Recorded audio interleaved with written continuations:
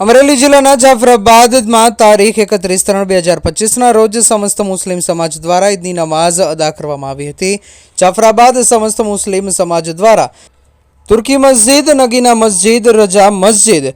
મસ્જિદ એબુકર તેમજ જુમા મસ્જિદ મુસ્લિમ સમાજ દ્વારા પગપાળા કરીને ઈદગાહમાં નમાઝ અદા કરી હતી। મસ્જિદમાં નમાઝ અદા કરવામાં આવી હતી, જેમાં તુર્કી સમાજ દ્વારા એક ફંક્શન રાખવામાં આવ્યું હતું, જેમાં ટાઉન પોલીસ સ્ટેશન, ભાસ્કર સાહેબ નગરપાલિકાના પૂર્વ પ્રમુખ ભગુભા સોલંકી, જાફરાબાદ નગરપાલિકાના ચેરમેન કનૈયાલાલ સોલંકી, બાલકૃષ્ણભાઈ વકીલ, શહેર ભાજપ પ્રમુખ સંદીપભાઈ, પ્રવીણભાઈ બારૈયા, યોગેશભાઈ બારૈયા તેમજ સમાજના આગેવાનો એકબીજાને ગળે મળીને મોં મીઠું કરવામાં આવ્યું હતું અને દુઆ અને પ્રાર્થના કરવામાં આવી હતી કે દેશભરમાં ભાઈચારો અને અમન શાંતિ હંમેશા રહે અને અમારો દેશ વિકાસની પ્રગતિ કરે તેવી આશા મુસ્લિમ સમાજ દ્વારા વ્યક્ત કરવામાં આવી હતી। રિપોર્ટર ઇમરાન શેખ, જાફરાબાદ।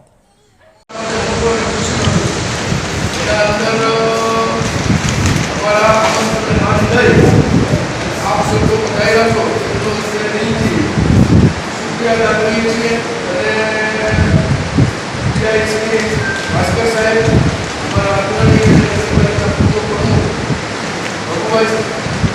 पूरी समाज का अग्रणी भाई प्रवीणभाई, પછી કનૈયાલાલ સોલંકી, ખારવા સમાજ પટેલ અને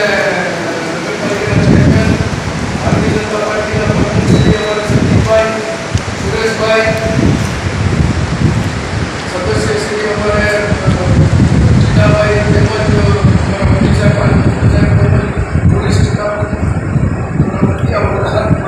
એને બધા આગેવાનો આજે તમે બધાને વધાર્યા છો એટલે અમને બહુ ખુશી થઈ છે અને એક અમને બી એટલું કારણ અમે સમાજના અમારા પટેલોને એક સારો એવો પ્રોગ્રામ નાનો રાખી અને એક શરૂઆત કરી સારી એ આજે હળીમળીને બધા તહેવારો આપણે રહીએ છીએ। આજના દિવસે ભગવાનને થોડા પ્રાર્થના કરીએ કે આપણો દેશ વિકાસના પ્રગતિ કરે અને સારું એવું આપણા દેશનું નામ તો છે જ અને આપણા ગામના અંદર દેશના અંદર શાંતિ રહે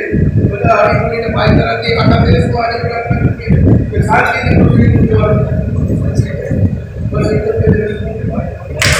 દિવસે જો યાદભાઈ વાત કરીએ 30 રોજા રાખી અને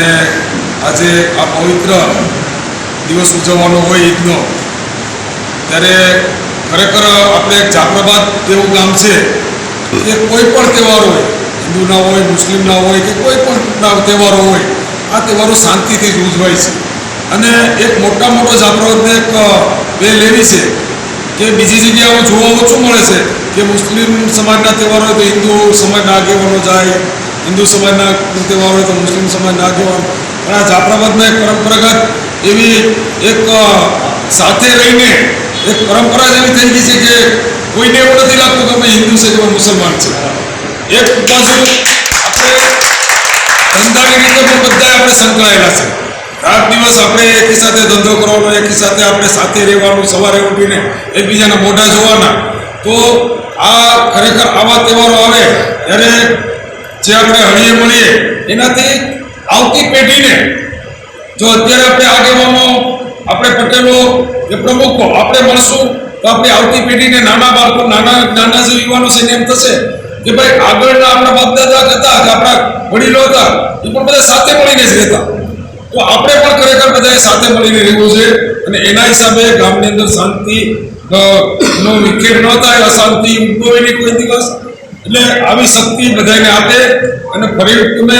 દરેક તહેવારોની અંદર અમને હિન્દુ સમાજના આગેવાનોને બોલાવો છો એ બદલ હું આપનો